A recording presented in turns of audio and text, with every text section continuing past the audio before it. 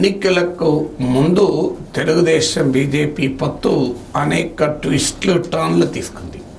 తెలుగుదేశంలో బీజేపీ టీడీపీతో పొత్తుకు సుముఖత వ్యక్తం చేయలేదు, చాలా రోజులు డ్రాగ్ చేసింది. తెలుగుదేశం పార్టీ నాకున్న సమాచారం మేరకు చంద్రబాబు అరెస్టుకు ముందు వాస్తవానికి ఎన్డీఏలో చేరటానికి అంత ఆసక్తి చూపలేదు. బీజేపీతో అప్రకటిత మైత్రి గత 5 ఏళ్ళుగా ఎలాగైతే కొనసాగించారో అలాగే కొనసాగించాలి, బయట నుంచి మద్దతు ఇవ్వాలి అని భావించింది. కారణం ఏంటంటే బీజేపీతో పొత్తు పెట్టుకుంటే కొన్ని సెక్షన్ల ఓట్లు పోతాయన్న భయం తెలుగుదేశంలో ఉండే. దాంతోపాటు జగన్ పట్ల బీజేపీ వైఖరి ఏంటి అనే దానిపై టీడీపీలో అనుమానాలు ఉండే. కానీ చంద్రబాబు నాయుడు అరెస్ట్ తర్వాత భారతీయ జనతా పార్టీతో పొత్తుకు చంద్రబాబు నాయుడు నిర్ణయం తీసుకున్నాడు. కానీ నిర్ణయం తీసుకుని అనేక దఫాలుగా చర్చించినా బీజేపీ ఆసక్తి చూపలేదు. బీజేపీ ఒక అంచనాకు వచ్చేంత వరకు కూడా ఆసక్తి చూపలేదు. ఫైనల్గా ఇక జనసేన తనతో ఉండదు, తనని వదులుకోనైనా టీడీపీతోనే పోతుంది అని కంక్లూషన్కి వచ్చాక బీజేపీ ఇక ఏకాకి అయితే లాభం లేదు, మళ్ళీ 1% ఓటింగ్కి పరిమితమవుతాం, రెంట చెడ్డ రేవడి అవుతామని జనసేన బాటలో టీడీపీతో పొత్తుకు ఎగ్రీ అయింది. చాలా అయిష్టంగా ఎగ్రీ అయిందనడానికి ప్రైమ్ మినిస్టర్ స్పీచ్లు మనం అనాలిసిస్ చేశాం చాలాసార్లు.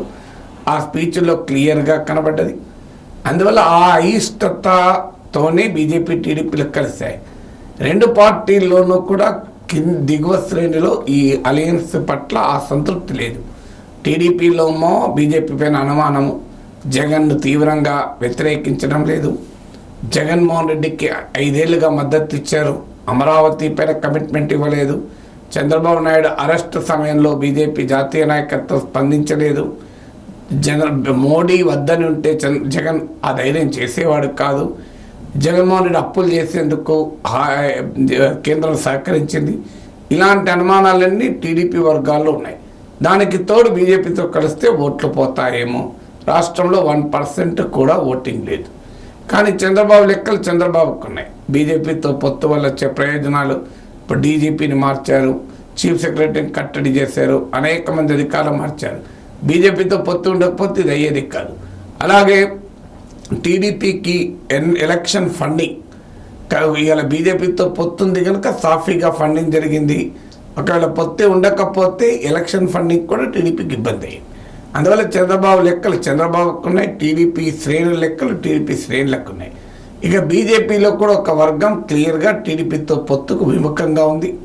అందుకే ఈ ఎన్నికల ప్రచార క్రమంలో మీరు ఎక్కడా సోమవీర్రాజు మాట వినబడలేదు, జీవీఎల్ నరసింహారావు మాట వినబడలేదు, విష్ణువర్ధన్ రెడ్డి మాట వినబడలేదు. మీరు గమనించండి, అలియన్స్ తరఫున జరిగిన క్యాంపెయిన్లో వీళ్ళ మాటలు పెద్దగా వినబడలేదు. అందువల్ల బీజేపీలో ఒక వర్గం క్లియర్గా టీడీపీతో పొత్తు తమకు ప్రయోజనం కన్నా నష్టమే ఎక్కువ, భవిష్యత్తులో పార్టీ గ్రోత్కు ఒక అబ్స్టాకిల్ ప్రతిబంధకంగా ఉంటుందని భావించారు. సో ఇప్పుడు ఎన్నికలు ఏదైనా కానివ్వండి, రెండు పార్టీలు కలిశాయి, ఎన్నికలకు వెళ్ళాయి. ఎన్నికలకు వెళితే ఓట్ ట్రాన్స్ఫర్ అయ్యి ప్రశాంతంగా బదిలీ అయి ఈ కూటమి గనక అత్యధిక సీట్లు వస్తే ఏ పంచాయతీ ఉండదు.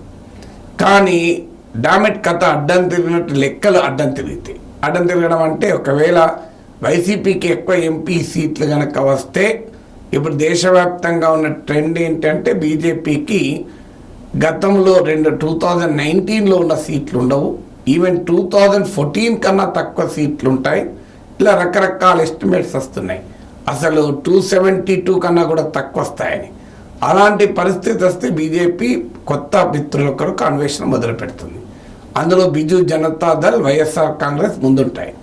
అప్పుడు టీడీపీని డంప్ చేసైనా వైసీపీతో బీజేపీ వెళ్ళడం ఖాయం. మీరు చూస్తూ ఉండండి. ఒకవేళ వైసీపీకి ఎక్కువ ఎంపీ సీట్లు కనుక వస్తే, ఇక వైసీపీకి రాక టీడీపీకి ఎక్కువ ఎంపీ సీట్లు వస్తే ప్రాబ్లం ఏముండదు. కానీ బీజేపీ గనక ఎంపీలు గెలవకపోతే, అంటే ఓట్ ట్రాన్స్ఫర్ గనక సరిగా జరగక బీజేపీ పోటీ చేసిన అసెంబ్లీ సీట్లలో, లోక్సభ స్థానాల్లో స్ట్రైక్ రేట్ తక్కువ ఉంటే అప్పుడు ఏమవుతుంది?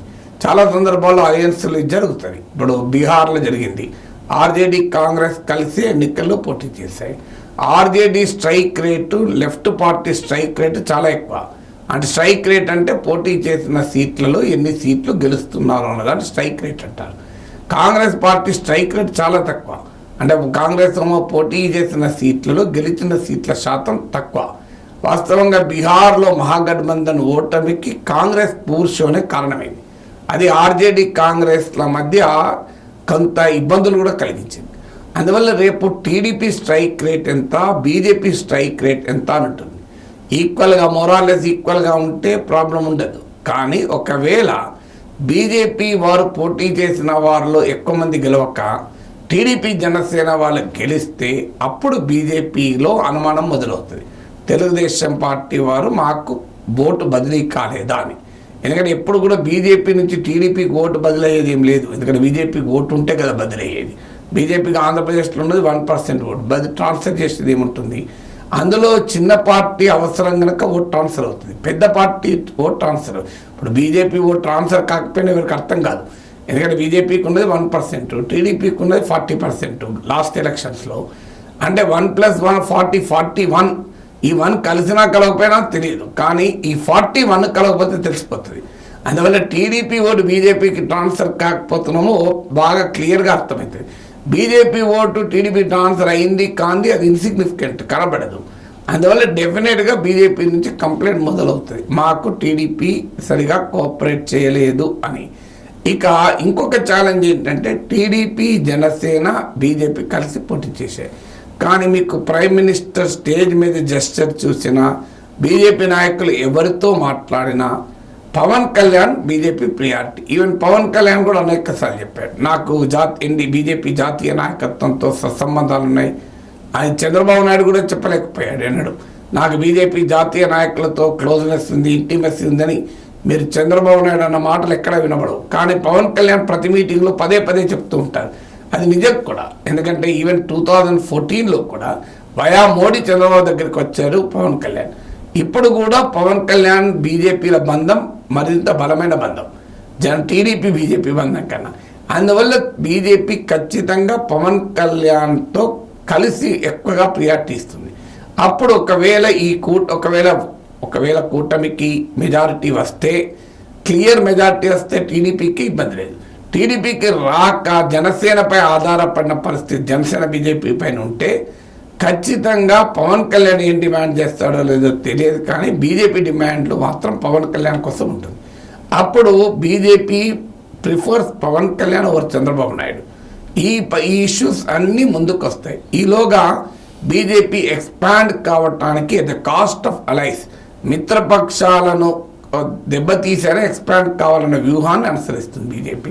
మీకు జేడీయూను దెబ్బతీసింది, ఎల్జేపీని బీహార్లో దెబ్బతీసి బీజేపీ పెరిగింది, మహారాష్ట్రలో శివసేనను దెబ్బతీసి బీజేపీ పెరిగింది, కర్ణాటకలో జేడీ సెక్యులర్ను దెబ్బతీసి బీజేపీ పెరిగింది, తమిళనాడులో అన్నాడీఎంకేని దెబ్బతీసి బీజేపీ పెరగాలని ప్రయత్నించింది. మీరు దేశంలో ఎక్కడైనా చూడండి, బీజేపీ తన మిత్రపక్షాలు ఎట్ ద కాస్ట్ ఆఫ్ మిత్రపక్షాలు పెరగాలని చూస్తుంది. సో రేపు ఆంధ్రప్రదేశ్లో కూడా ఈ వ్యూహం బీజేపీ ఎన్నికల తర్వాత అనుసరిస్తుంది. అప్పుడు అసలు ఆట మొదలవుతుంది. మీరు రాసి పెట్టుకోండి. ఇవాళ నేను విశ్లేషించినప్పుడు కొంతమంది రుచించకపోవచ్చు తెలుగుదేశం వారికి, కానీ ఒక 1-2 years ఆగండి. నేను చెప్పిన విశ్లేషణ అంచనా నిజం అవుతుందో లేదో మీరే చూస్తారు.